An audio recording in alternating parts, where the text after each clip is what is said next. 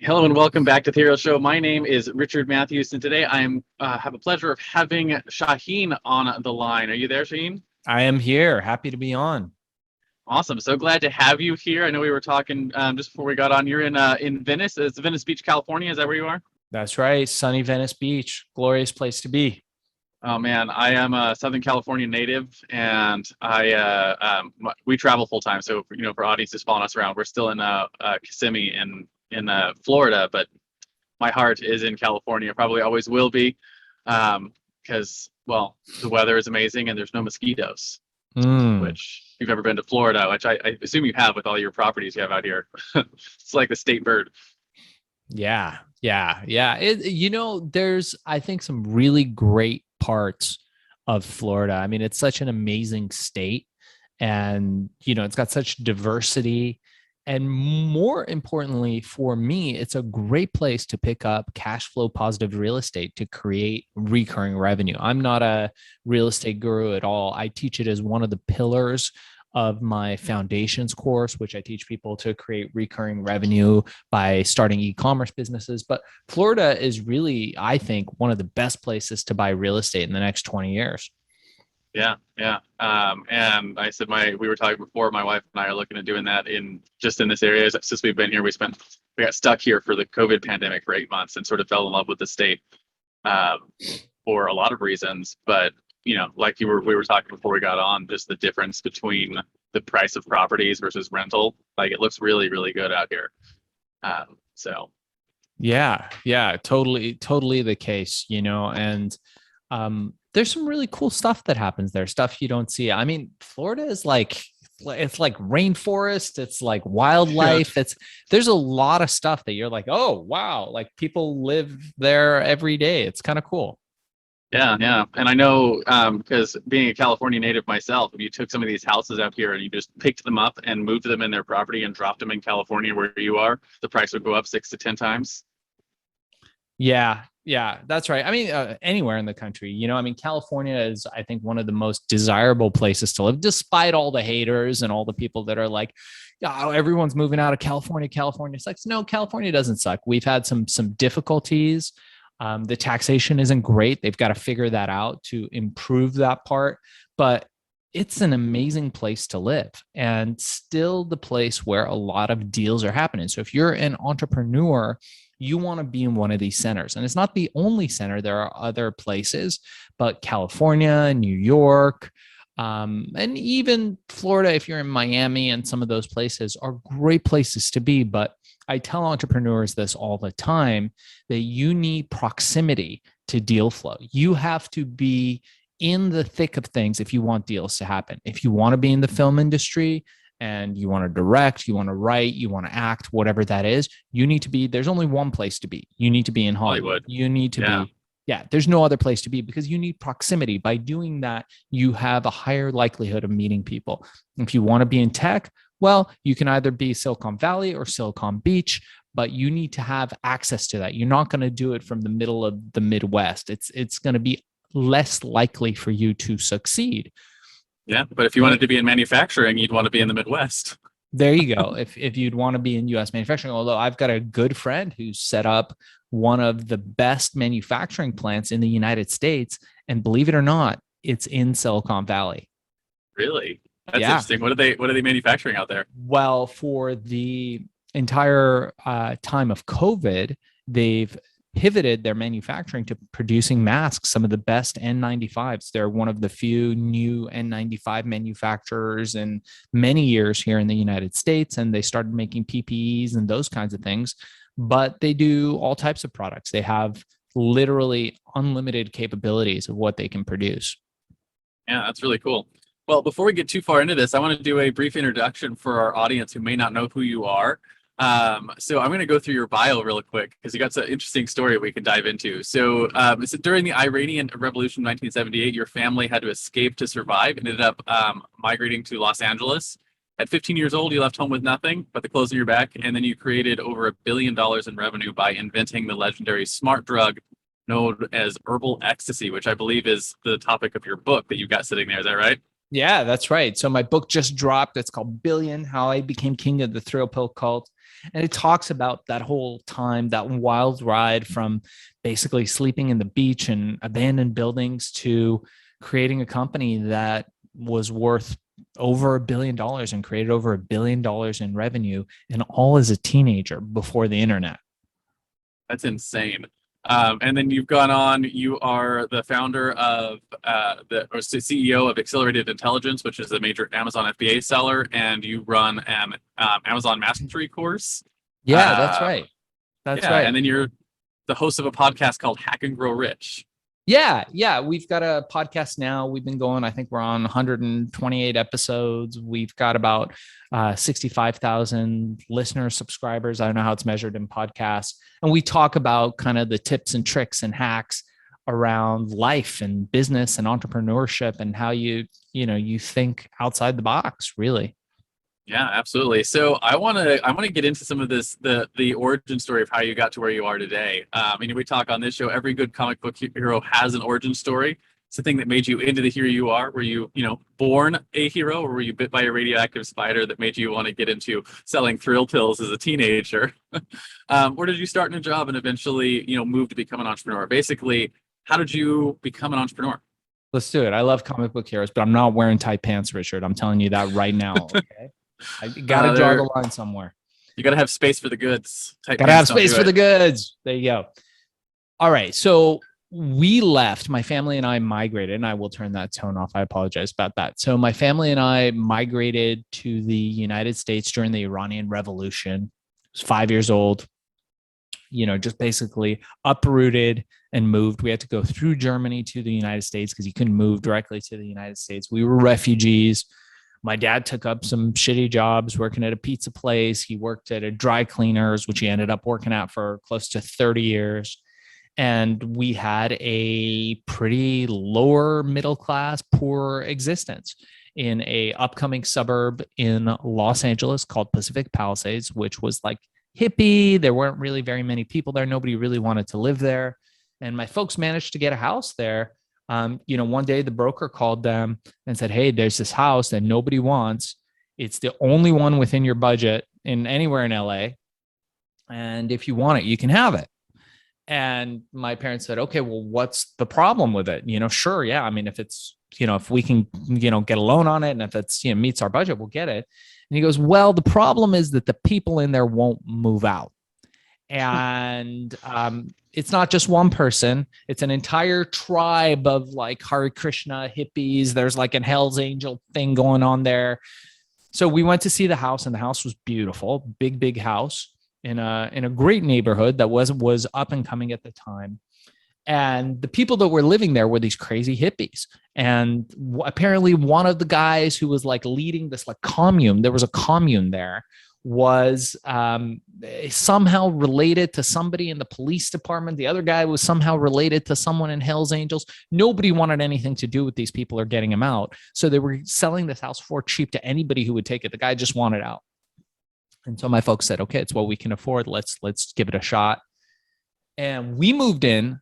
And in the meanwhile, these folks were living like in the backyard, coming and going, bringing their stuff, like basically camped out. There's this beautiful, because this was a glorious property back in the day, this beautiful, like huge swimming pool. They were using it as a koi pond.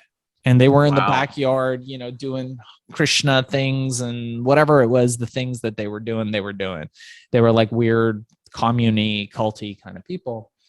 And I remember growing up, my folks would just bring them food. My mom would bring them food. My dad would bring them tea. And I'd be like, "Hey, Dad, why are you doing this? Mom, why are you guys doing this? Like, we got to get rid of these people." They'd be like, "Just, patience." Coming from an Eastern philosophy, Eastern society, we believe in hospitality. We believe in, those kinds of things. And rudeness really isn't in our culture, in our cultural makeup. So we were doing that. And, my dad kept doing this until one day, one of the leaders came and said, "Hey, Mr. Shaahin, you've been so nice to us. Everybody has tried everything to get us out. They called the fire department. They called exterminators. They tried to force us out. They tried to evict us, and none of that. You guys have just been kind to us. What can we do for you?" And my dad looked at them and said, "Hey, we're starting a family here. We moved from Iran. We don't speak very good English. but it would be great if we could, have our property and have you guys move along. And he said, you got it. Give us a week and we're out. And so they basically killed them with kindness. They were so That's kind to awesome. us. And these people had nobody had ever tried that before with them. Everybody saw them as a nuisance and just wanted to get rid of them. And they just kindly moved on, were drumming down the street and moved on to wherever else they moved on. And so now we're living in this community, but the community started coming up around us. Wealthy people started moving in. These houses started gaining double, triple, quadruple value. And all of a sudden, there's multi-million-dollar houses around us, people moving in with their Ferraris and Porsches and fancy cars. And here we are, this poor family. My dad's working at a dry cleaners. We never had new clothes. The way we got clothes were we waited for some cool-looking person to come into the dry cleaners and hoped and prayed that they didn't pay their bill and abandon their clothes. Didn't eat out at restaurants. Nice. Almost every meal was home cooked at home. And I, it's a funny story. I tell it often is that, I didn't realize what a restaurant was until I was 15. I had some friends around me who were wealthy. And I remember one kid, it was like, my dad's out of town. He gave me his credit card. We can get whatever we want. Let's go. And we went to a restaurant. And I was like, whoa, wait a second. So you're telling me this menu thing, I can order anything. I can order a hamburger and fries and someone's going to bring it for me. He's like, yeah, get whatever you want. I was like, no. And I can get pizza too. Oh yeah, whatever you want. And it was like, holy smokes, there's all this wealth around me, all the stuff that I didn't have access to. I got to ride in a Mercedes. I'd never done that before. I got to, experience all these things, people who had maids and house cleaners and we didn't have any of that stuff. And I was like, whoa, the going out and buying things whenever they wanted to. And I was like, man, I want to live that life. That's fun. Going out on boats, doing cool things, going to Chuck E. Cheese, like all that stuff's amazing. We didn't have any of that. So how do you get that? I want that. And one day I woke up and I was 15 years old. And I realized that I needed to do something to get there. Like it was bullshit. I was beaten up all the time when we came here. I got my ass kicked every day and treated like second, third class citizen because it was during Iran-Contra. And I now wanted my up and comings. I wanted to do well in life. And I was like, okay, what's the path to that? And I asked my folks and they were like, well, son, you got to become a doctor or a lawyer. I said, okay, cool. Let me do that. They're like, yeah, look at Mr. Rotafire down the street. Look at all the wealth he has. He's got a beautiful Benz and a house. I'm like, yeah, but that dude's fucking fat and old and yeah, I don't want to be that guy. He doesn't have any time. He doesn't have 2 seconds. He leaves it early in the morning, comes back late at night. I don't want to be that guy. I'm like, how long does that take? They're like, well, 8 years of school, 4 years of specialty, then 4 years to pay off your loans. And, by the time you're 50, you can have a wife and a family. You'll all be fat because you don't have time to exercise. And then you can have all this wealth. Isn't that great? And I said, fuck this, I'm out. And I bailed. I left. I burned my ships and went off to seek my fame and fortune. I had no friends. I had no money. My English was good at this time, which was a big plus. And I went off. I slept on the beach. I slept in abandoned buildings. I hung out at the local community college, which was glorious. There was all kinds of beautiful females walking around, none of which I had access to. All this, education was going on. Also, I didn't have access to. I would sneak into the occasional class because I didn't have money to pay. I would hang out at a hot dog stand next door. I was vegetarian, or I became vegetarian in those days. So I would eat just buns with ketchup and relish because I somehow would manage to get those for free. And it was easy. It was easy to survive like that. And I found a mentor. And that was the real, I know we're talking about superheroes, but I don't really see myself as a superhero. I really see my mentors as a superhero. And this guy was a superhero. He was a pretty interesting character in those days, had long dreadlocks, African-American gentleman, super amazing guy. And I managed to get him to mentor me. And with his mentorship, I started in the electronic music scene, which was blown up at that time, the rave scene. And Yeah. I started realizing that I could sneak my way or talk my way, influence my way into these raves, into these parties. And I could get in there. The parties would start like at midnight and they would go till like 6, 7 in the morning the next day. I could go hang out, have a good time, meet people, and then fall asleep behind the speakers. In front of the speakers, very loud. Behind the speakers, it's just a hum and it's warm and I could just fall asleep. And I would do that. And one day I woke up behind the speakers. I walked out and I was like, man, there's money being made here. How do I make money in the electronic music scene? Well, okay, obviously it's the people who are throwing the parties, the promoters. They've got thousands of people here. They must be making a lot of money. Nope. Those guys always broke, running around, trying to figure out how to get away from paying people. Then I thought, well, maybe it's the DJs' music. Nobody respected people who were playing other people's music in those days. And those dudes were always hanging outside with their hands out, not getting paid. Okay, so it's not the DJs. Who could it be? Okay. It's the property owners. Nope. Most of those warehouses were broken into in those days. They were break-ins. People somehow figured out how to get into a warehouse owned by some big corporation. One guy would climb the power lines and steal the electricity. Another guy would figure out how to get the plumbing to work. And somehow, the parties would happen and they would go on until the police busted them. Well, who do you think, Richard, were the people who were making the money in those days? So the first thought that comes to my mind is the drug dealers. You are correct. The people who are selling the feel goods. That's right. The feel goods. You are right, my friend. So I was hanging out by the door and I noticed there were always these guys. They were dressed very nicely, always had a beautiful female with them. Or several. They had very expensive cars, nice jewelry. They were doing well in life, fancy apartments. And I thought, wow, what are those guys doing? Obviously, they're dealing the one drug that was highest in demand at the time, a drug called ecstasy, methamphetamine. Not really anything to do with amphetamine, but it's just part of the molecular composition of it. What's now known as Molly or whatever they want to call it. So these people selling ecstasy in those days were making a lot of money.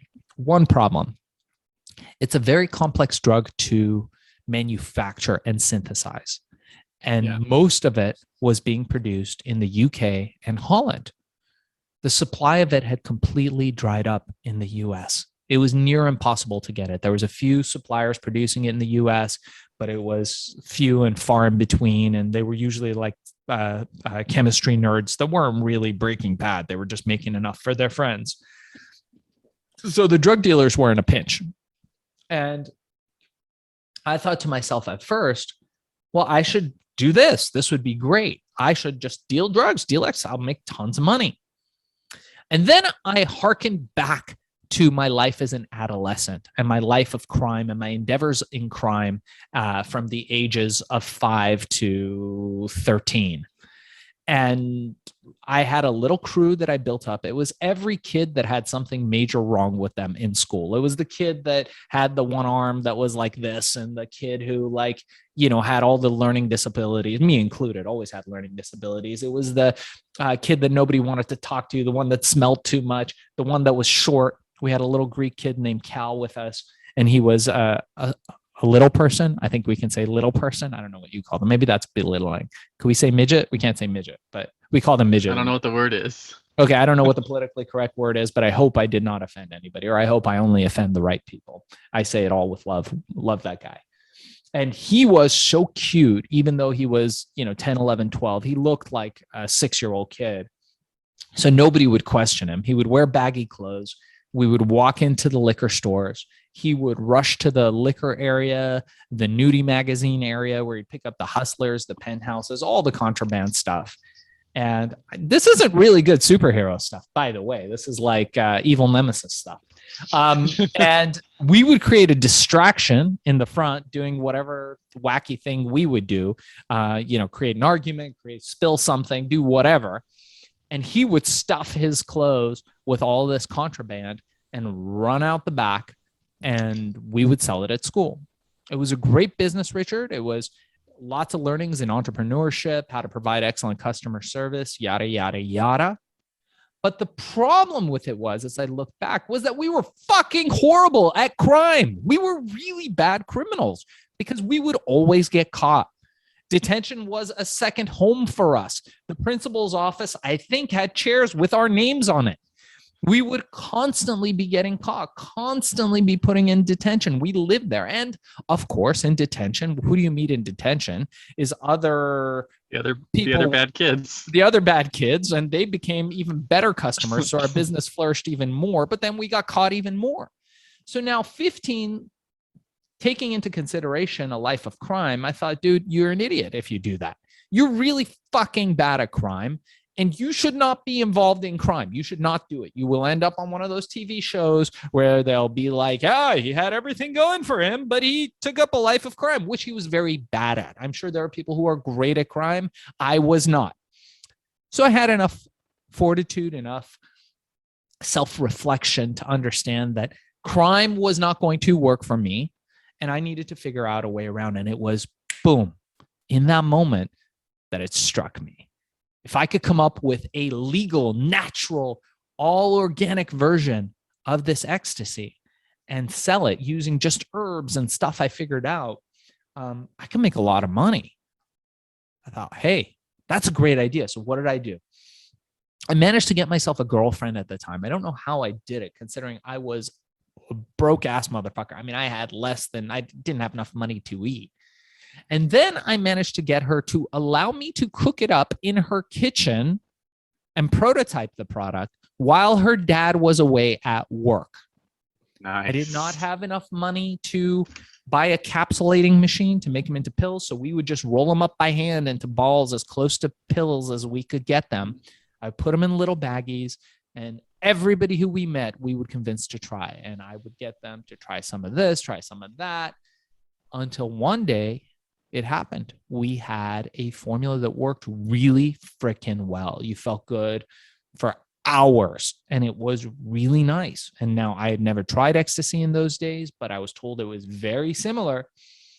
So I put my big boy pants on and I decided, this is it. Let's do it. We're going to go into the club. I walked into the club by myself, and I walked up to one of the biggest drug dealers at the time. And I tell the story because now you look at like guys like Post Malone and, tattoos on the face, fine. Tattoos on the neck, great. People have them all the time now. Not a big deal. It doesn't make you unique. Back in the 90s, if you had tattoos at all, it was a big deal. And if you had tattoos anywhere near your face, it was a sign of clinical insanity. And so this guy had tattoos on his neck, going up to his face. He had the tear things. This guy was a straight killer. He was the biggest drug dealer in the club. He was dressed nicely. He had some beautiful women with him. He was, had all the wealthy signs of stuff. And he was out of pills. I was at the right place at the right time. Ecstasy, remember, had dried up, very low supply. I walked up to him. He's like, hey, kid, I got nothing. Get the fuck out of here. And I said, no, I don't want to buy anything. I want to sell you something. He's like, what, you got ease? You're a fucking cop. What are you? I said, nope, not a cop. Do I look like a cop? Not a cop. I'm not even 18 yet. Like, not a kid, not a cop. Like, what can we do here? He's like, well, what do you want? I said, well, I got these pills that you can sell. They're all natural. No one's he's like, I'm not selling fucking vitamins. Get out of here. And I said, no. And it was in that moment where I realized that I had to burn my ships, that this was it. I had to lay all my chips on the table and make this guy sell my product in the club that night. The club was popping, lots of people there. And just in that moment, when I made that resolution, Richard, when I made that decision that I was not going to back down, that I was going to do whatever it took, I was ready to die that night if that's what it took. A couple partygoers walked up to him and he grumbled to them, talked to them. And then he looked at me, and you see the sweat dripping from my forehead. This guy had one emotion, and it was this. That was it. And he looks over to me. He waves at me. I hand him one baggie. He reaches over, grabs the entire backpack, takes it, takes the baggie, hands it to the partygoers, takes the cash, puts it in his pocket, tells me to come back in a couple hours. Now, at this point, this could go one of two ways. Way number one, he loves it and will agree to sell it. Way number two, I could end up dying in a club that night. Obviously, I'm here, so you know which way happened. I came back in a couple hours. He was still there, stone faced. I couldn't tell that the bag had been emptied, but everybody was having a good time. The party was going off. He was happy. The girls that were with him were happy. So I was like, all right, well, maybe this is going to be okay. And he motioned to me, his little bodyguard moved aside. He motioned to me to come there, and he was quiet. Good part of a minute, just looking at me, sizing me up. And I was like, okay, this is it. I'm going to die. Every negative thought in my mind went through my head. Like, this guy's going to fucking kill me. This is the end of my days as a drug dealer. And he looked at me and he said, kid, when can you get me more? And that was it. It was on. It was on. We went from one guy to 100 guys. And I remember that night too. He was like, what do you call this stuff? And I was like, oh shit, what do I call this stuff? Fuck. I said, herbal ecstasy. And we went from one guy to 100 guys to 1,000 guys to 10,000 guys to selling in 30,000 plus retail stores to being in over 32 countries around the world. And I had over 200 employees. I was hiring everybody that could fog up a mirror in Venice Beach. I was hiring them to sell the pills, to manage my offices. I was renting every building in the Venice, all of the Venice boardwalk area and the Venice Circle area, all around Venice. People were working for me. And I was working 22-hour days. And I got a call and I came in. My secretary was there, pale-faced. The news had broke that we had surpassed $1 billion in revenue. Wow. Now, I want you to imagine, Richard, I was still a teenager. I had no formal education. In fact, I dropped out before high school. I was a pre-high school dropout. I think I had like a couple weeks in high school and I was out. I had no internet. There was no internet in the 90s, no functional internet. We had no mobile phones as far as smartphones are concerned. There was no social media. There was no Silicon Valley boom. None of that stuff. And we had broken $1 billion in revenue. And I was in a panic, not because I didn't know what was going on. It was because I didn't know how much exactly $1 billion was. And I remember having this panic about they're going to ask me that on TV. Sam Donaldson was on his way with Nightline. They wanted to have me on that day. He was in a limo outside. They had Montel Williams was going to fly me out to his talk show. All the talk show hosts wanted me. We had 2 Newsweek covers. We had a piece with a cover mention in Details magazine, photographed by David LaChapelle. The cover is on my book. New York Times, LA Times, London Observer called me the Willy Wonka of Generation X. It was an insane time. And there were a lot of crazy things that happened in those days. Being a teenager, making close to $1 billion in revenue.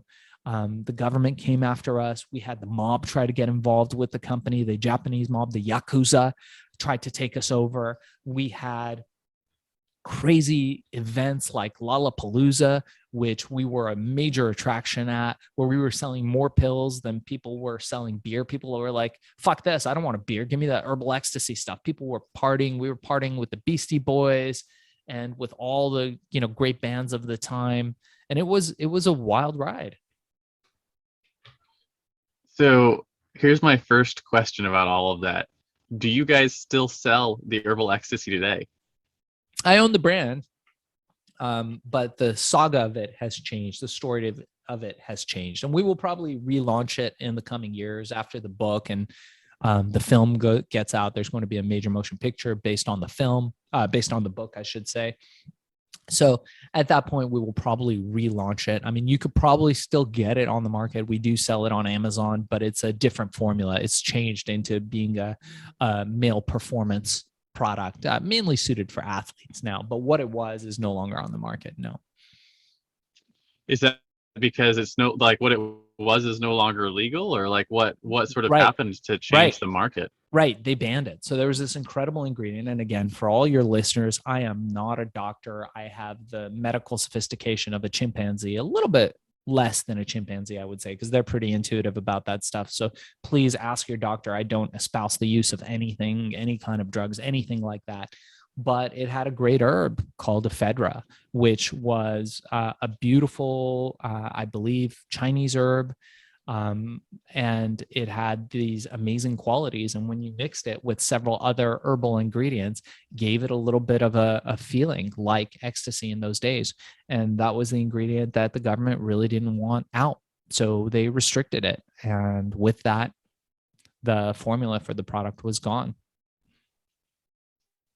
That's crazy. So how did you transition as a billion-dollar company running these things to have essentially your product banned into continuing to grow businesses and doing what you do now? Great question. So that became a game of cat and mouse. I would go and I would travel and I'd go to the Amazon or I'd go to Fiji and I'd find like these incredible new herbs. And I'd be like, we're changing the formula. And they'd be like, great, we're banning that stuff too. And so that happened for a while until I got tired of it. And then I moved on to solving a bigger problem. I thought, hey, people have been smoking for thousands of years since the dawn of time. And they've been creating smoke, tar, and carbon monoxide as a result of it. The carcinogenic elements, carcinogenic meaning cancer causing, of smoking. What if there was a way you could smoke? You could get your nicotine, you could get your cannabinoids where legal, and not have smoke, tar, and carbon monoxide, because those two things don't necessarily have to go with each other. Yeah. So I went through this journey of inventing and designing and patenting what now is known as the vape, the digital vaporization. And I did that early in the 90s and launched that company somewhere in the early 2000s, when we had a really, really viable prototype and digital vaporization product. And that company went public. That was amazing. I exited that company just before, but that company went public, became the first vape company to go public. And that technology is the forerunner for what you see today in vapes and vaporization. And from there, Richard, I moved on to the Amazon platform. I moved on by creating another supplement called Accelerol, which is this great brain pill. It's still on the market. Accelerol or Focus Plus, both are fantastic. And I remember this was back in the day where you could get Jeff Bezos on the phone if you needed to. He would respond to emails. He was not the world's richest man yet. And we heard through the grapevine that Bezos was opening up his platform, his glorious Amazon platform, to third-party sellers. And that means that people like me and you, Richard, could start selling things on the Amazon platform. I thought, wow, that's amazing. Let me try selling Accelerol on there. So I listed the product. I went to sleep. All took me about 15 minutes. Didn't think much of it. Expensive product at that time was about $120 for a box. Woke up in the morning. I had thousands of orders. And I thought to myself, holy shit, there's something to this Amazon thing. I'm going to devote a lot of time to it. And I started researching. I researched about Jeff Bezos, his journey to entrepreneurship, how he went from D.H. Hutton, a big Wall Street company, taking cheap money from Wall Street and multiplying it in Silicon Valley, creating value, being a customer-centric company. And I thought, this dude is one of the smartest guys in the room. And everybody is underestimating him. I'm putting all my eggs in the Jeff Bezos basket. And that's what we did. We started learning about Amazon. We started learning about selling on Amazon. We started to master it. And pretty soon we became the top Amazon firm in the country, doing this for other people, Fortune 50s, Fortune 500s, startups alike. And the problem became that a lot of single players, individuals like me and you, wanted to do it and to create Amazon companies, but they couldn't afford me. My fees were too much at this point. So I decided to create a course that anybody could use, an online course with a mentorship program, a coaching program, and a mastermind with a lot of sellers. And we're now close to 100 different students. It's small, and they're from all over the world. And we get them on the platform, creating these businesses, finding great products. We teach them how to do that. And then we teach them how to create foundational wealth by creating predictable recurring revenue so they can take back more of their time and create more wealth, legacy wealth for themselves and their families. And that's what I do now. And by the way, for anybody listening to your podcast, I've got a 1-hour course that teaches you how to do everything from A to Z on Amazon. And I'll offer that to anybody listening to use the code HERO. It's a $200 course. I'll offer it for free, zero cost. Just if I can help any of your viewers and listeners create a business, stop selling their hours, make an impact in the world while living a better life, having more free time, go to fbasellercourse.com or email me, reach out to me. I'm sure Richard will include in the show links. We'll include in the show links too. If you ask for the 1-hour course, I'll offer that to you absolutely free of charge to see if I can help you on your journey. Yeah, absolutely. Yeah, that's an incredible offer. I know we run an e-com business on Amazon. We sell a couple $1 million a year of candles and fuels and whatnot. Oh, wow. And yeah, so I mean, it's a huge platform, and I know that's there's so much that goes on there. And we're working on diversifying into other platforms as well with our company. But they're the 800-pound gorilla for driving revenue online if you have products to sell that are good that the market wants. Wow, I love that. What can you say what your brands are if people want to look them up? Yeah. We have our brand is called Firefly Fuel. And we sell refillable glass oil candles and tiki torches and the fuels that go in them. We have a manufacturing facility in Sarasota, Florida, and some other stuff. But yeah, it's started as an Amazon business, and several years ago, it was a couple $1,000 a month, and now we sell a couple $1 million a year.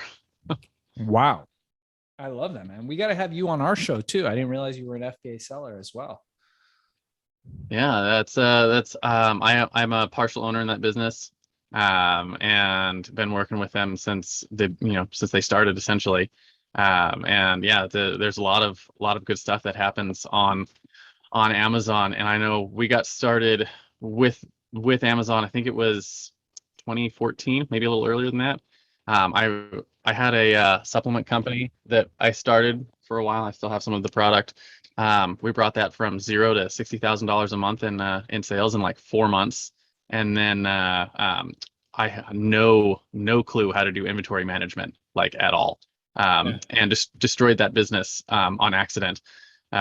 So and never really put the effort into rebuilding it. But we didn't have good inventory planning, so right as our product was running out, new product was getting shipped in. Only UPS lost like $30,000 worth of product. And then it took a good 4 months to get it all replaced because of lead times back then. And by the time it was all replaced, the business was essentially gone. Yeah, that happens. But it sounds like your Firefly Fuel is succeeding. And that's the interesting thing. People, here's the thing. There's so much noise out there. You go Instagram, TikTok, YouTube, there's all these people. You're going to get rich. You can do this. You can do that. And there's so much noise, like the Lamborghinis, boats. Yeah. People are like, whoa, wait a fucking second. I got to get out of my mom's basement first. And that when a real seller like you tells this story, people are numb to it. They're like, yeah. He's just talking. But you created a business from nothing to $2 million gross revenue on Amazon. I mean, it happens all the time. And if you fall, like you said, it's not easy. You had some failures, you had some successes, but your successes far outweighed your failures. And you'll try some things that you'll fail with, and you'll do some other things that you succeed with. But ultimately, these are real things. And I know that you live a great life with your family. You travel like I do. And while you're sleeping, there's somebody buying a Firefly Fuel and making you money. And that's what we teach. I want that to it's magic. I want that to become a reality for people. And one of my challenges now that maybe you can give me some insight into how we can get more people on board with this is I want to empower people to see this more as a reality, to see that, hey, you can really do this on Amazon and create a product. It's not going to happen overnight. You're not going to be sitting in a Lamborghini like one of these guys and living the high lifestyle with caviar and private jets by next month. But you can do that in 2 years. You can build a 7-figure business on Amazon from almost nothing. The cheapest access, the lowest barrier to entry in any marketplace and in a couple of years be ready to sell that company for a 10-time multiple. There's Amazon companies now. I don't know if you know about this, but there are aggregators now pumping millions of dollars from Wall Street, actually, I should say billions of dollars of money from Wall Street. If we look at the aggregate of all the aggregators, billions of dollars from Wall Street is now being pushed to all these companies to roll up Amazon brands. So as before, where the value of these companies was maybe 3 times, 4 times their earnings, now their net earnings, their EBITDA, now the value of these companies is double digits. We're seeing Amazon companies go for double digit multiples, 10 times what they're earning. So if you create a company that's earning, let's say you're earning 2 million in EBITDA every year, you could be selling that company for 20 million, 30 million or more now to one of these roll-up companies who's going to take it and add it to their portfolio and sell it to a big Fortune 50, Fortune 500 company for 30 times. Or they're going to take the company public and it's going to get 30, 40, 50 times value in the public marketplace. So there has never been a better time to be an Amazon seller. And I can talk to you a little bit more about your brands online as well, offline, I should say. But it's insane what's happening with that space. And the funny thing to me is like, I remember in 2014, we were talking about it being in its infancy, but now in 2021, I'm like looking back on it, I was like, that was like not infancy. That was like pre-birth. It's still in its infancy. Like we're like barely scratching the surface of what's going to happen with the technologies and with things like the base finance level changing on how e-commerce is being done with there's going to be some major shifts that I think crypto is going to have an impact on, and the changeover in fiat currency is all going to have an impact on how shopping is done and how consumption is done, and Amazon's going to be at the forefront of a lot of that. That's right. So it's almost like a requirement. Like, Amazon is like one of the worst companies ever to try and get stuff done with. They are like, we have so many problems with them, but they're like you can't ignore them.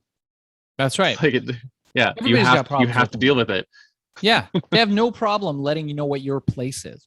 You are playing in their sandbox, not the other way around, and they will let you know. They will arbitrarily let you know that you're playing in their sandbox and you are irrelevant. You are a small part of a long tail. Now they make the consumer feel relevant, even though they're not. All that's relevant is the bottom line for them. And, there's a lot of practices there at Amazon that need to be improved. I agree. They need to be giving more attention to their sellers. They need to respect the sellers that are the backbone of the FBA platform. But that's not how Amazon works. Amazon is all about, you got to remember, okay, this is the thing. People don't understand. Much like Elon, much like Zuckerberg, Bezos is a fucking hacker. That's who he is. That's his DNA. He built that platform. He built everything that he's built. And I'll say allegedly, so I don't get sued, but he built all that stuff with hacker bones. And what I mean by that is that he thought outside of the box. He broke all the rules and he did crazy things, like when he couldn't get a hold of the, what is it? Was it the Harry Potter books, or it was some book? I think it was the J.K. Rowling's Harry Potter books. And this is all allegedly. So I'm going to put the word allegedly in there to prevent liability if this, so we don't get sued. But he went out and he bought those books at retail from all the other avenues that could get them, because they weren't giving them to Amazon, and then sold them for less than his cost. Why would he do that? Smartest guy in the room, buddy. Share. Customer acquisition, because he knows that guy who just bought that Harry Potter book had to start an Amazon account to buy it from him for $5 less than the other platforms. And now that guy has the Amazon account, he's going to get his diapers. He's going to get his kids' diapers, I should say, unless he's old. He might be getting his own diapers. And it's easy now to just push a button and have stuff show up the next day. Push a button. It was master planned.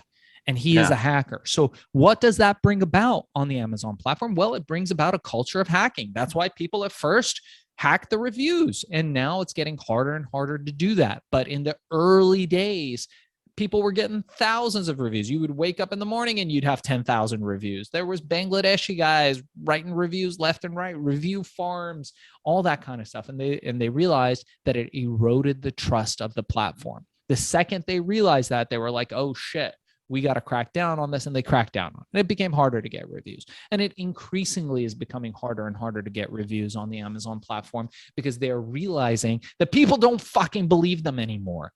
Although there is still some merit to it, because myself included, I think I know better than everybody else. I am an Amazon expert, but everybody thinks they know better than everybody else. When you ask people, and we've done focus groups and focus rooms where we have people there and we're like, do you believe reviews? Oh no, yeah, those are all fake. I don't believe them. They're paid for. Okay, well, when you bought a product, what was the last thing you looked at? Well, the first thing I looked at was the reviews. Well, but you said those were fake. Yeah, but I can tell which ones are and which ones aren't. We all have this cognitive bias. We feel like we know which ones are real and which ones are not. And it's that kind of thinking that allows this platform. So I think it's rather ironic that a platform started by a genius, a brilliant mastermind who really is and was a hacker, gave birth to this generation of sellers that are all hackers. You cannot play, and you know this, there isn't a seller I've talked to, you cannot win the Amazon game without doing something outside their terms of service. It doesn't happen unless you're a big, Fortune 50, Fortune 500 brand, and you're doing tons of TV advertising. You've got many, many distributors selling your product on the platform, and you just pump it in and it just becomes another channel and it sells. And all the millions and billions of dollars you put out in marketing causes people to buy your product. For example, well, I'm not going to give out any specific names. Some of them might be clients of our company, but any of these mega companies it's like Nalgene or Yeti or some of those big companies that their brand is bigger than Amazon. I would say even bigger than that, but yeah. So, any of those companies, if you're not one of those companies, you're not going to win. And I'll tell you what, all of those big companies, the big corporate companies are the first to want to go against terms of service. And it's just the way it is. And Amazon knows this. They've made rules that you have to break if you want to win. You watch their videos are silly. They're like, okay, if you want to win on the Amazon platform, you start an Amazon account and you list your product and people will buy it because you're so great. Bullshit. You got to do 50,000 kinds of things against terms of service to win. And everybody does it. You got to figure out how to get reviews. You got to figure out how to get ranking. You got to do promotions. You got to do giveaways. You got to do all this stuff. And all that stuff goes against their terms of service. Now, do they enforce it all? No, of course they don't. They would be out of business. And do they enforce it equally? Similarly, no. Because if they enforced a company that's making them $10 million a month, and there's lots of companies that are making them $10 million a month, as a company that's not making them any money, the guy that's making them $100,000 a month and the guy that's making $10 million a month aren't going to get the same treatment. The guy who's making them 10 million is going to get a call from their account rep and maybe a slap on the wrist. The guy who's only selling 100,000, they're going to cut that account because they can do away with that small piece of a long tail, and they'll let you know it. So Amazon has become this like living, breathing organism where they're constantly changing. They're trying to stay 100 steps ahead of everybody else. And when they can't do that, they change things erratically, unpredictably, in a way where just the chaos throws everybody off the train and then people cling their way back on. But you can't win by playing 100% by the rules. I've never met a seller who's been able to do that. Yeah. And it's interesting too, because it goes along with your entire origin story, which we've been talking about for a while now, of playing against the rules. And I want to sort of shift it into the next question I have, which is about your superpowers in all of this, right? Going from creating a supplement company that created a dollar company to basically inventing e-cigarettes to getting into the Amazon space, we say every iconic hero has a superpower, right? Whether that's a fancy flying suit made by genius intellect or the ability to call down thunder or super strength. In the real world, heroes have what I call either a zone of genius, which is a skill that you were born with, or you developed over time that really allows you to do what you do, right? And to slay the villains, so to speak, in your clients' lives. And the way I like to frame it is if you look at all the skills that you've developed over your life, there's a common thread that ties all those skills together. And that common thread is where your superpower is. And in all of your experience building these businesses, what do you think your superpower is? Yeah, look, Richard, I'm not the smartest guy in the room. I'm not the most creative guy in the room. And looking back over time, I'm really fucking bad at most things. I've got no illusions about that. I can look back at most of the things I do, I'm fucking lousy at it. Like anything that has to do with like fixing shit around the house, terrible at that. Anything having to do with like day-to-day management and operation of people, fucking horrible. I could do it, but I'm really fucking bad at it. Anything that involves being on a computer for a lot of time, graphic design, all that shit, the worst ever. So I look at the list of shit that I'm actually fucking bad at, and it's long, dude. It's like going to the store and getting one of those receipts that they give you that's like miles long. Yeah, it's a mile long. Yeah. It's a mile long. There's no end to the things I'm bad at, but there are a couple things that I'm good at. And the main thing is what Professor Cialdini talks about in his book, Influence. It's influence. I'm a good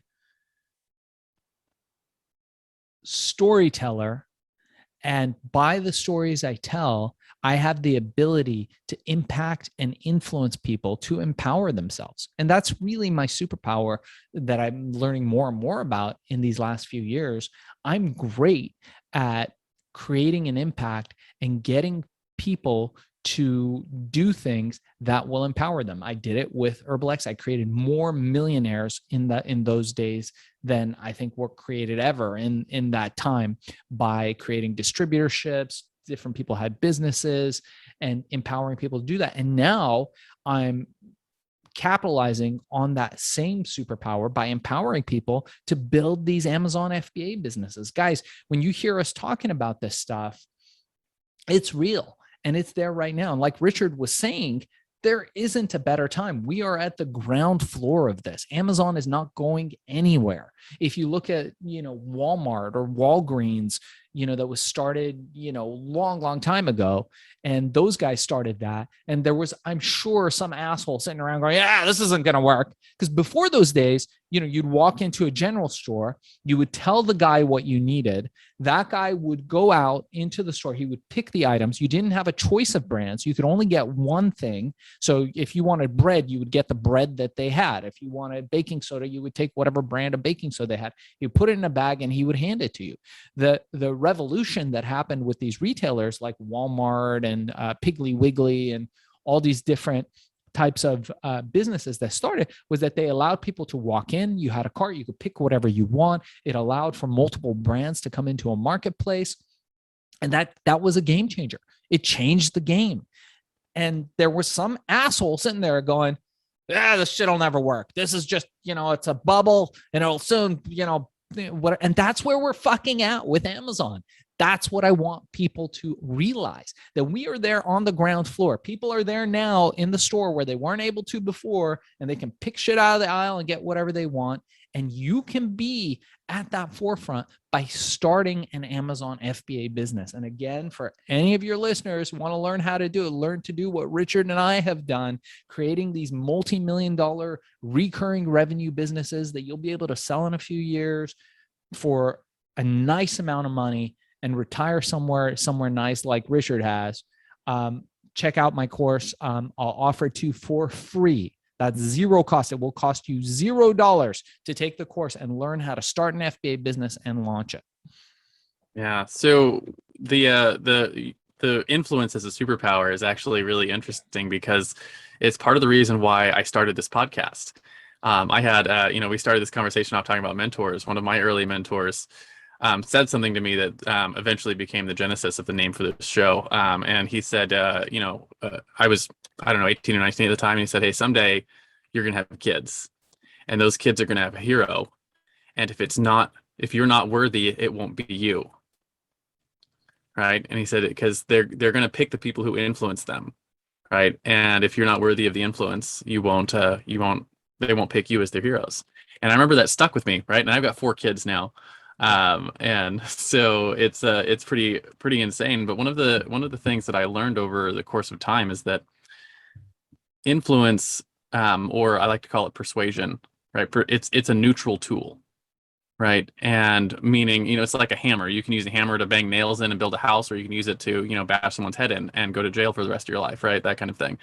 It's a neutral tool. It can be used for good or evil. And I always tell people that persuasion used for the benefit of the one being persuaded, or for the mutual benefit of either person, is what we call that leadership. Right.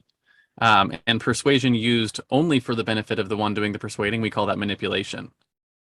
And so when you're looking at the superpower, the ability to tell stories and use language to make an impact in other people's lives, right? It's one of those things you learn when you have that skill. You're like, oh, it can be dangerous, because if you string the right words together in the right way for the right person at the right time, they'll change their life based on those words, right? And they'll take different actions and do different things. And it's crazy to me that you can have that kind of power over someone else, and that's where influence lives. So I think it's one of those superpowers that is maybe a cut above the rest, if that makes sense. Yeah. Yeah. That's true. That's true. And sometimes, I would push back a little bit and say, how do you know if something is good for the other person? We can never know. So at the end of the day, you just have to be a good person. And I was talking to somebody about this the other day, about the subject of authenticity, is that the greatest tactic of influence, I think, beyond any of the pillars, any of Cialdini's pillars, and Cialdini is a god when it comes to influence, is authenticity. Just be a real fucking person. It's amazing. You don't need to learn any special tactics. You don't need to know any special scripts. That's not coming from me. I think that sound's coming from, I don't think it's coming. I'm sure what the sound is. I don't hear any sounds. Okay, well, now it's gone. It sounded like a TV going off. But the greatest tool for anybody who wants to influence other people is just be a real fucking person. Be authentic.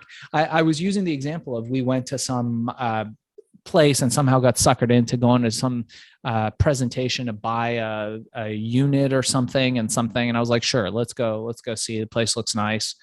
And the lady just came up to us, and poor thing, I mean, she just rolled right into the script. And I was like, okay, so stop the script. Just be a real person. Just talk to us. I'll buy what you're selling. Just talk to me. And she couldn't do it. She was just going through the script and asking the scripted questions.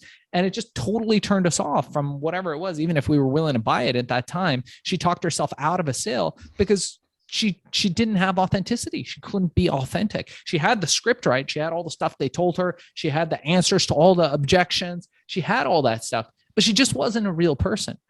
And the scary thing about that is that nobody can teach you to become an authentic person.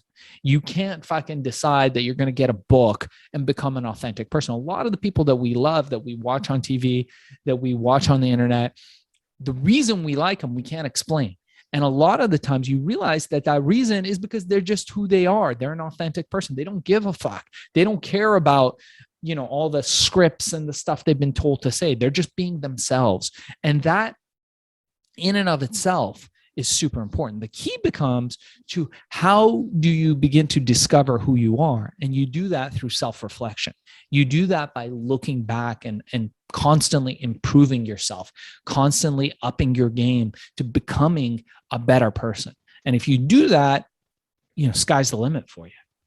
Yeah, and it's an interesting process you have to go through, and you have to choose that. You have to choose to just be who you are. And I think a lot of people are afraid of how the world will respond if they just let themselves be, right? So we put on masks and we wear we wear these costumes, so to speak, of who we think the world wants us to be. And what the problem with that is that everyone can see it, and then you don't have like, maybe able to put your finger on it and be like, I don't know why I don't like that guy or girl, or why I don't connect with them.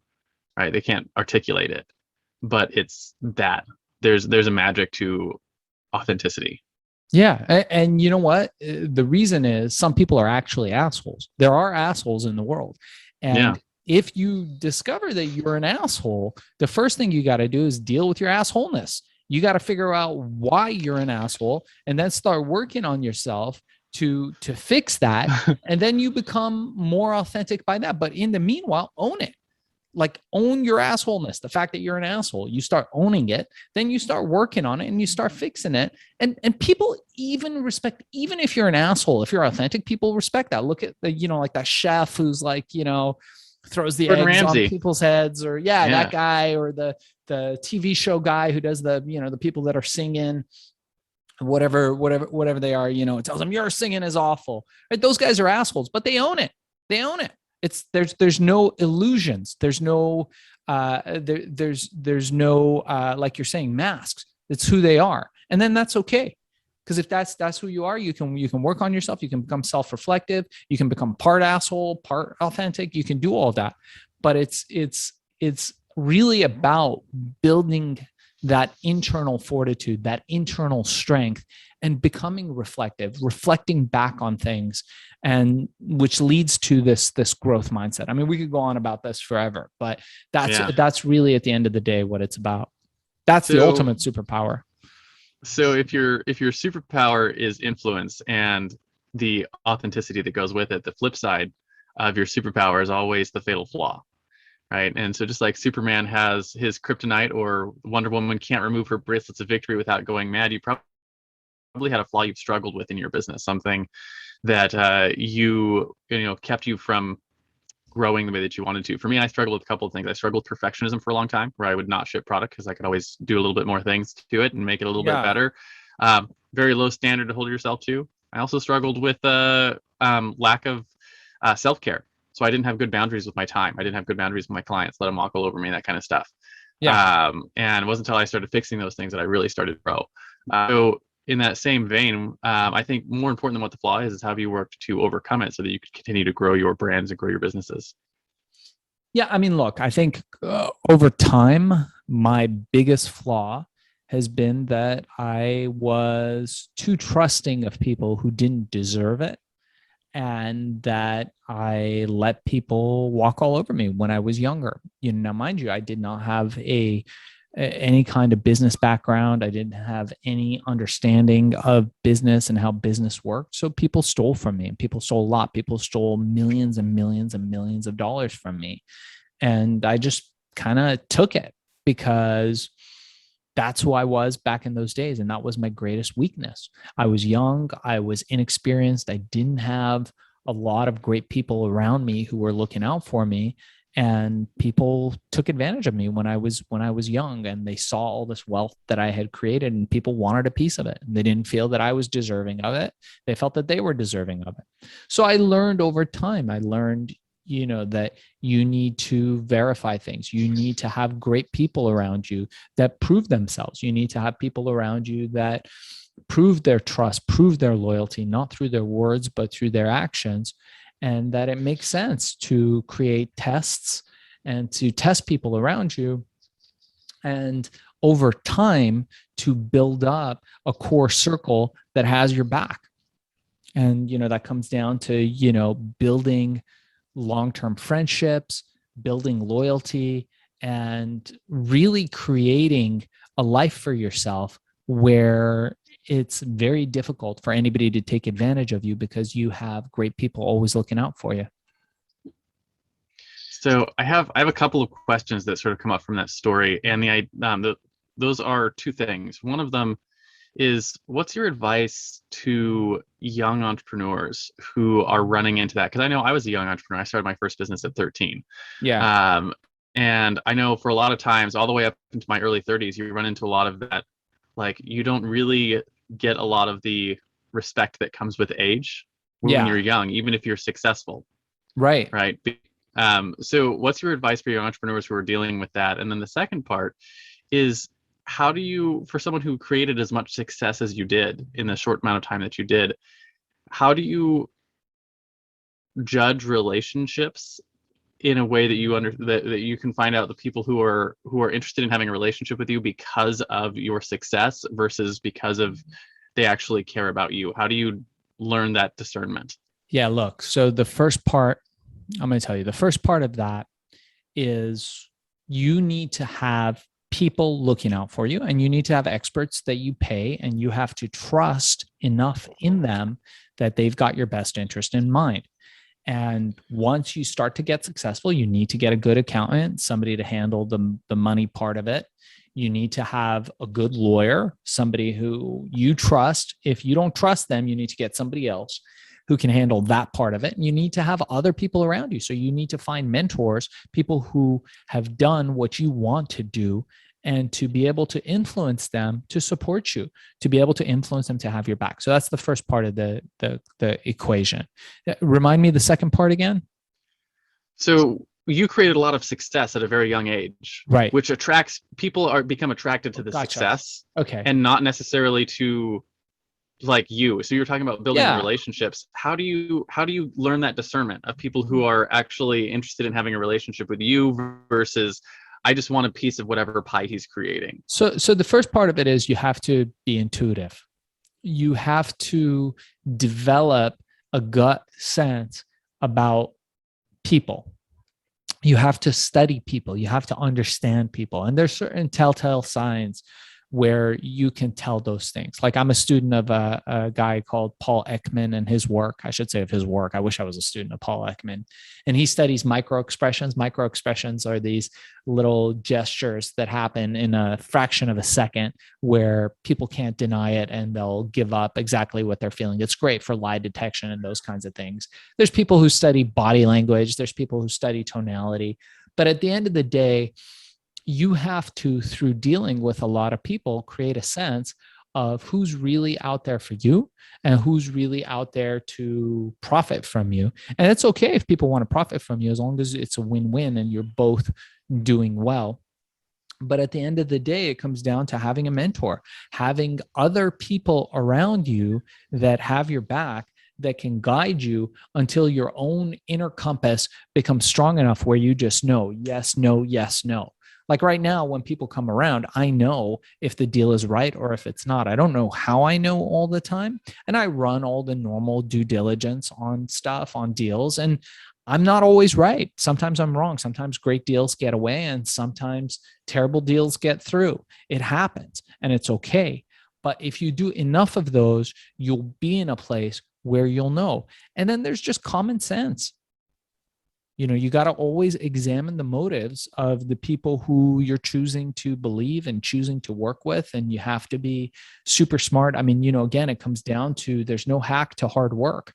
A lot of this is work. A lot of it is, you know, it's interesting because it reminds me of Brazilian Jiu-Jitsu. I've been a student of Brazilian Jiu-Jitsu for some years now and still a beginner, still learning a lot. But invariably, when somebody who's heavier than you gets on top of you, and there's no way to avoid that, eventually somebody will get on top of you in a dominant position when you're grappling, you're underneath them and now you have to get out. There's just no other way. You have to figure out a way, inch by inch, to get out from that position, and it happens. But the more you get into that position, the more you learn how to cope with it, the more you learn how to calm yourself, the more you learn how to escape little by little and to get to a slightly better position each time. And similarly, I think with life and with people, it's the same way. Eventually, somebody is going to come around that's going to take advantage of your good nature. It's just going to happen. It happens to everybody. And you just have to be aware and you have to learn from those types of things. And then you can be in a position to decide, hey, I know I'm being taken advantage of in this deal, but in the bigger picture of things, it doesn't matter. I'm going to let it go, or I'm not going to let that happen. Yeah, absolutely. So it comes with experience and learning those things. And you said there's no substitute for hard work, and the same kind of thing. There's no substitute for the experience, right? The hard work creates the experience, and that experience is what sort of gives you the wisdom to make those decisions and grow. Which is lucky to start early, right, in an entrepreneur career. But then you have a lot of time to go for it. But I do want to talk a little bit about the Amazon mastery specifically, and talk about what I call your common enemy, right? So every superhero has their arch nemesis, thing they have to fight against in their world. In the world of business, it takes a lot of forms, but generally speaking, we put it in the context of your clients, and it's a mindset or a flaw that you're running into regularly, right? That you have to fight against. So you can actually help them get the result they came to you for in the first place. And if you had your magic wand, and every person who signed up for Amazon Mastery or took the free course that you've offered to my audience, if you could just bop them on the head and help them overcome that mindset, what is the common enemy that you have to fight with helping people start an Amazon business? Well, it's exactly what you just said. It's mindset, but mainly it's the main struggle that people have is perfection paralysis. And that's a form of insecurity. People are like, well, I'm going to do the thing that I'm going to do is going to be better than everybody else's. So mine's going to take longer, and I'm going to just make it so perfect and whatever. But like you very astutely observed, that's a flaw, because nobody gives a fuck if your thing is like this much better than the other. In fact, on Amazon, you could sell an inferior product and still do better if you tell a better story. There's lots of inferior products going for more money on Amazon just because they know how to tell a better story. They know how to take better pictures, write better copy, make a better video, describe the thing, do ranking, reviews, all that stuff. So the fact is, for most people, they get in their own way because they don't just fucking start. The people who win understand that this is going to be a fucking process. You're going to have to go out there. You're going to have to try something. You're going to have to burn a little bit of money. You're going to have to fail. And then you're going to have some learnings that you're going to come back with, and you're going to succeed. But nothing happens without these three elements. And my friend and mentor, Wayne Boss, teaches us: knowledge, courage, and action. When you come up across a problem, the first thing you need to have is knowledge. You can buy knowledge, borrow knowledge, rent knowledge. But if we know how to solve whatever it is, make an extra 50,000 a month, do whatever it is, the problem that you want to solve, that gives you courage because you know how to do it. If you've been doing this for 50 years, making 50,000 a month every day for 50 years, you're 51, you're going to have courage. You're going to have courage after year one. Okay. Courage gives us the ability to take action, the thing without which all other things are impossible. So knowledge, courage, action. When you have those three things, nothing is impossible. And again, I write about that in my book, Billion, which just dropped. So anybody that's interested, check out Billion, How I Became King of the Thrill Pill Cult, not to be confused with the awesome TV show Billions, but equally as good story. My first question is, do you have the audiobook of that available yet? The audiobook will drop in the next 10 days, and there will be an Audible book. That is right. That's awesome, because I'm an audiobook user. Yeah, because it's the way that I can get books in my head while I'm getting stuff done. So sure, yeah, I'm always a fan of that. Yeah, you can go. I think you can go on to Audible or Amazon, add it to your wish list, and it'll be, once it's released, they will notify you. So that's a great way to go. And the first chapter, who did the narration for it? Did you do your own narration? I did the narration myself. Yeah, everybody asks that.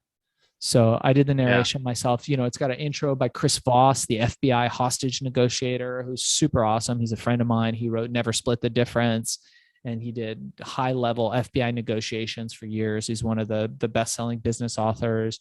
Jay Samit wrote a little blurb for us. Nolan Bushnell, the founder of Atari. Keith Ferrazzi, Never Split the Difference. Dr. Michael Bruce, America's Sleep Doctor. So we've got a lot of good people involved in the promotion of the book. And I'm super excited, you know, and these are the kinds of people that we also have on our podcast, Hack and Grow Rich. And I'd love to get you on at some point too, Richard. So I actually think talking about your book is a good transition for one of my next questions, which is about your driving force, right? So the flip side of the common enemy is what you fight against. Your driving force is what you fight for in your business, right? So just like Spider-Man fights to save New York, or Batman fights to save Gotham, or Google fights to index and categorize all the world's information, what is it that you guys are fighting for with your businesses today? Yeah, we're fighting for the individual to impact as many people as we can to create recurring revenue, to get people to stop fucking selling their hours because they understand that that's a pit. If you're listening to this right now and you've got to go to some job that you fucking hate, if you've got to do something where you don't own your time, it's a fucking travesty. There will always be people who do that and who don't know better, and that's fine. But if you're listening to this podcast right now, if you're hearing my voice coming through these airwaves right now, you're looking for something better. You are somewhat a self-realized person. You realize that you can improve yourself, personal fucking development.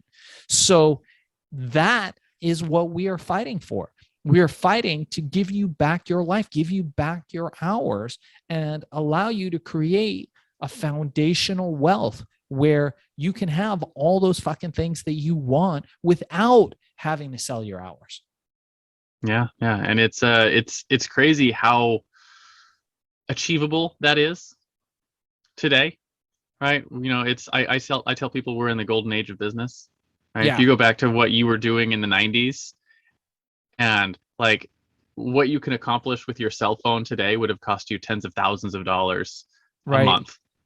It's true. And for free on your phone today. So it's amazing what you can do. And we were talking earlier about how Amazon is shifting the economy.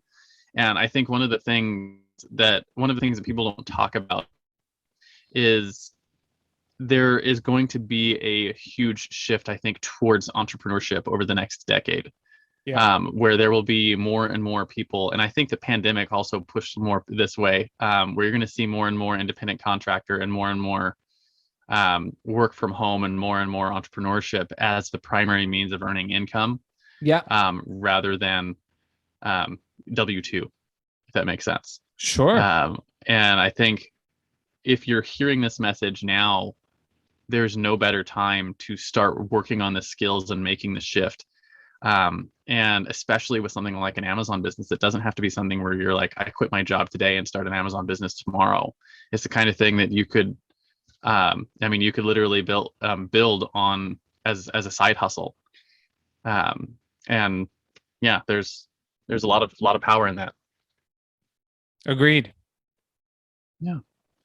So I only got a couple more questions for you. We've been going for a while. I'm going to skip a couple of them and go to one of my favorite questions, which is about your guiding principles, right? So one of the things that that makes heroes heroic is that they live by a code, right? For instance, Batman never kills his enemies. He only ever brings them to Arkham Asylum. So as we sort of wrap up this interview, I want to talk about the top 1 or 2 principles that you live your life by now. Maybe something you wish you knew when you started your own hero's journey as a teenager selling thrill pills. Yeah. Well, I think we covered that to a great degree. I think one of them is just being authentic. Always be authentic. Be a real person. I think the other one is become a student of influence. Learn the pillars of influence: social proof, authority, likability, scarcity, reciprocity. Learn about those and try to go out there into the world and seek excellence, not money. We don't chase money. We chase excellence. We try to get better. We try to improve ourselves. We try to develop ourselves. And those really have always been my guiding principles. Absolutely. I really like the idea of chasing excellence. That's a great way to put that. I've never really thought about it that way. But it's a good way to think about how you grow your business, right? Is you're always looking at how can I, how, in terms of what you were talking about, how can I improve my scarcity, my copywriting, my storytelling? How can I improve all those things? Really what you're doing is you're chasing excellence. Yeah. And that's a great way to put that. I might stick that up on my my wall over here. But when you're talking about the that first principle of influence, and you talked about the pillars, one of the ones, I don't know if Robert Cialdini talks about this or not, is the storytelling aspect. And I tell people all the time that, we're a storyborn people. And if I was going to practice anything to become a better entrepreneur, it would be learning how to tell and how to listen to, how to exchange stories with other people, because that's one of the foundational skills of anything that you'll do is storytelling. Yeah. Look, I feel like in general, we talk too fucking much and don't listen enough. I feel most people love talking about themselves, but they really don't like listening. But any salesperson will tell you a great sales pitch is no sales pitch at all. It's not you talking to someone, telling them all the benefits of your product. It's you listening to them and trying to understand what it is that you need. Oftentimes a sale can be made just by asking the right questions and leading the prospect to the determination that they really want to buy what it is that you're selling. That's the greatest sales pitch at all, is that you just qualify and you don't sell. So at the end of the day, I really think that, you know, that really is the best way to go. Yeah, absolutely. So I think that's a great place to wrap our interview.